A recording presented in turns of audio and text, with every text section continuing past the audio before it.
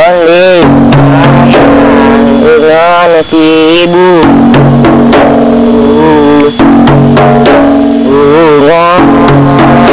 ibu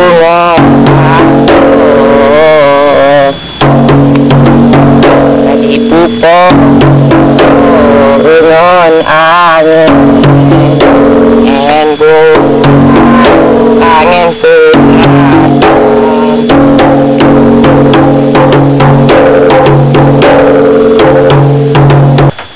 pertama saya merantau waktu orang tua saya meninggal dunia.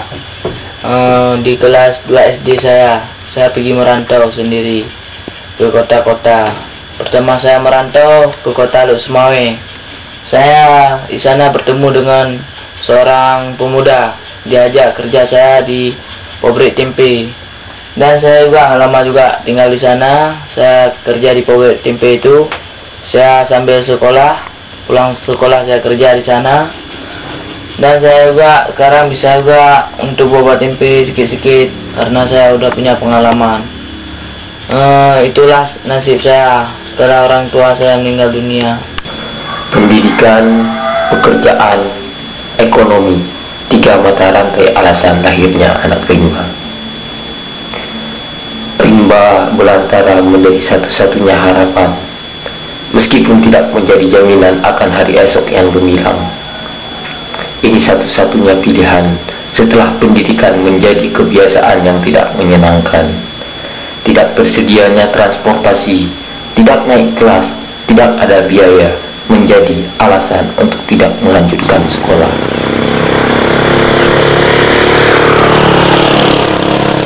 Saya sekarang nggak sekolah lagi. Saya sekarang udah kerja di mobil truk, ambil kayu di gunung. Dalam 1 kubik 50.000 dikasih. Satu hari dapat 6 kubik.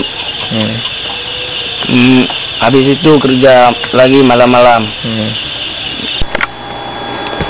Eksploitasi terhadap anak terjadi secara tidak disengaja. Anak-anak dibiarkan oleh orang tua untuk bekerja karena orang tua juga tidak mampu memenuhi apa yang diinginkan oleh anaknya. Ketidakberdayaan orang tua telah membenarkan anaknya untuk menentukan pilihannya sendiri. Setiap anak mempunyai keinginan untuk tampil lebih bergaya di hadapan teman-temannya. Kebutuhan sehari-harinya tidak mungkin selalu dibebankan kepada orang tuanya. Sehingga pendidikan yang menyenangkan terpaksa harus ditinggalkannya demi ingin meringankan beban orang tua.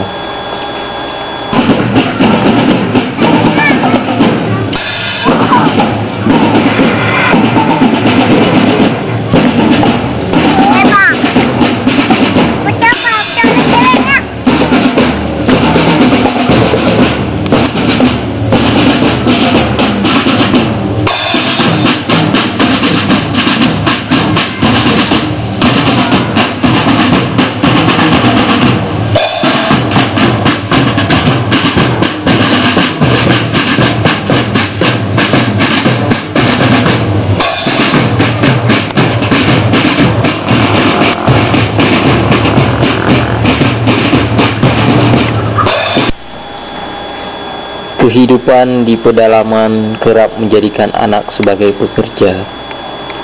Karena jauh dari keramaian kota, telah melegalkan anak-anak berbuat apa saja sampai melakukan sesuatu yang berbahaya.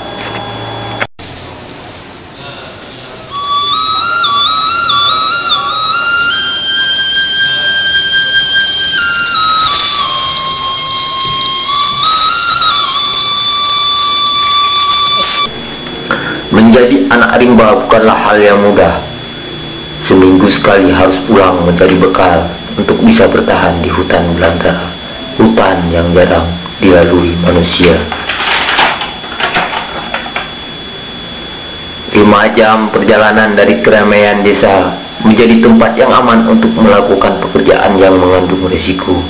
Membersihkan lahan, menebang hutan, dan menanam ganja adalah pekerjaan yang menjanjikan kekayaan dan menyimpan bahagia. Saya nggak mau sekolah lagi, Bang. Saya mikir kalau untuk sekolah tuh udah nggak ada perlunya lagi, Bang. Karena saya udah pernah tinggal kelas Ada saya meneruskan ke gunung saya bang, nanam ganja, siap ganja, jual ganja, itulah pekerjaan saya bang, putar uang. Jelas mereka yang putus sekolah tidak banyak pilihan, berkumpul dengan teman-teman memikirkan apa yang akan mereka lakukan dalam mengisi hari-hari. Lingkungan menjadi penentu dalam pendidik mereka di luar sekolah. Kerap lingkungan meminjang anak untuk melakukan sesuatu yang berbahaya, baik fisik, moral, mental, dan tumbuh kembang anak. Kali yang apa di rekam? Bukan Malaysia ni. Perang ya. Kira-kira satu hari dapat uang 5 juta bang. Saya ambil buat modal bang, beli ganja, garap kebun, itu bekerja tukang bersih kebun. Sekarang saya nggak sekolah lagi, pingin sih lihat kawan-kawan sekolah, tapi nggak mampu. Kerja saya udah 1 tahun, kerja swasta apa saja. Saya misalnya naik gunung bersihin kebun orang, satu hektar saya dikasih uang nanti 700.000. Dan juga saya pergi tempat orang petik cabai, 1 hari kasih uang 40.000. Itu bisa untuk biaya makan saya, untuk minum-minum, beli baju saya. Dan ada juga adik saya pesantren, saya kirim uang untuk adik saya karena orang tua saya pun nggak ada lagi. Kami tinggal cuma bertiga dengan adik saya udah saya kasih ke pesantren. Itulah saya cari duit untuk saya, untuk adik saya.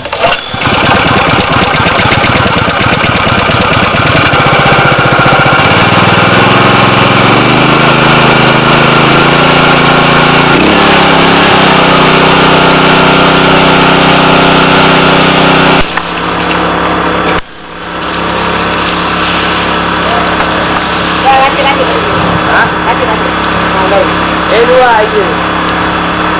Kamu.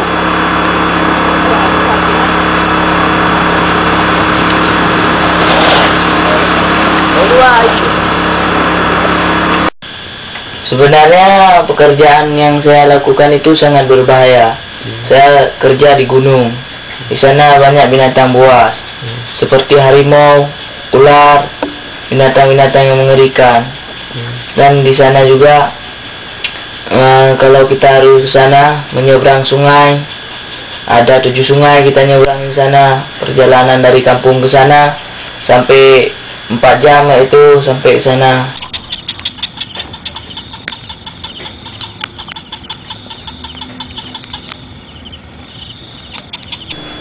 Mungkin kita ketahui anak itu tujuannya ingin dia sekolah, ingin mendapat pendidikan, ingin menuntut ilmu. Akan tetapi mungkin dihalangi oleh sifatnya uang. Orang tuanya tidak mampu. Oleh karena sedemikian, orang tuanya senang-senang di rumah, sedangkan anaknya disuruh untuk bekerja keras. Apakah itu merupakan kerja anak? Setahu saya itu bukan termasuk kerja anak, tetapi karena anak itu takut, karena mempunyai rasa kasihan kepada orang tua, tidak mau disebut anak durhaka, maka dia mengerjakan apa yang disuruh orang tua, padahal di dalam hatinya sedih sekali.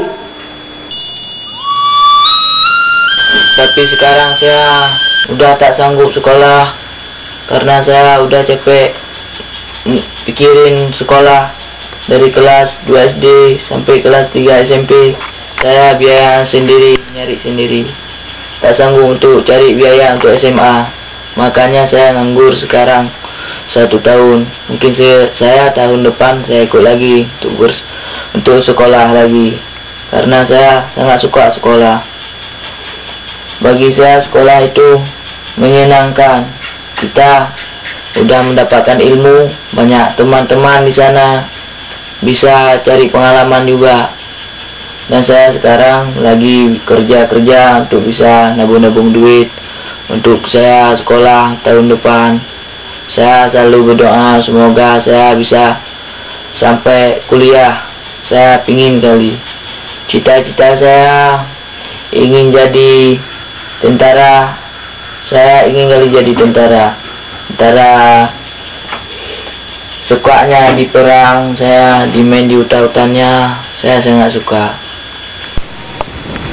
Akankah cita-citanya dapat terwujud? Ataukah ia sudah bahagia dengan profesi yang dipilihnya sekarang? Saya sudah 3 tahun kerja di mobil, tapi saya masih nggak senang karena gajinya kecil, kerjanya pun berat. Kalau masih ada orang tua, rajin-rajinlah sekolah, biar masa depan cerah. Masa depan saya nggak jelas, saya nggak sekolah lagi. Dengan seperti saya ini.